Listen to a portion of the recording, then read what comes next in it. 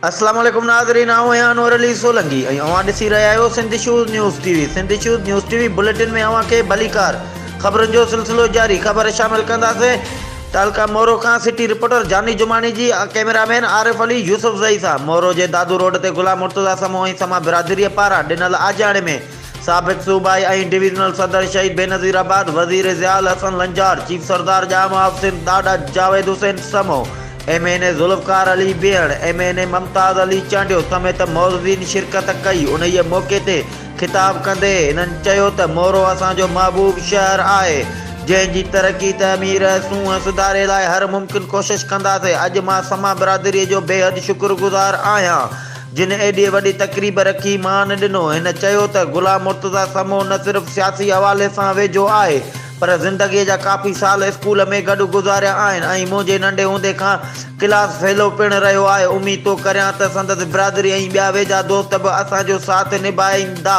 ऐं असां सां गॾिजी हलंदा। हिन चयो त अॼु जे दौरु न्यापे जो दौरु न आहे, सभु पंहिंजे पंहिंजे बिरादरी जे फलाही बहबूद लाइ पतोड़े रहिया आहिनि। मां समूह बिरादरीअ खे यकीन थो ॾियारियां त संदन जेके बि जाइज़ बुनियादी मसइला आहिनि उहे हल कया वेंदा। उन मौक़े ते ज़ुल्फ़कार अली भेण ऐं मुमताज़ अली चांडियो पिणु ख़िताब कयो जॾहिं त हिन तक़रीब में एडवोकेट गुलाम मुजतबा समो, मज़न अली समो, मोहम्मद अनवर समो, मोहम्मद हनीफ़ समो, शमीर समो, नूर नबी समो समेत ॿियनि वॾे अंग में शिरकत पिणु कई ऐं तक़रीब जी शुरूआति गुलाम मुर्तज़ा समो पारां ज़ियाल हुसैन लंजार ऐं समो बिरादरी जे चीफ सरदार ॾाॾा जावेद हुसैन समो खे सिंध जी सक़ाफ़त सुञाणप भोसकीअ जो पटको पारायो ऐं ॿियनि महिमाननि खे अजरक ऐं तोहफ़नि जा तोहफ़ा पिणु ॾिना विया।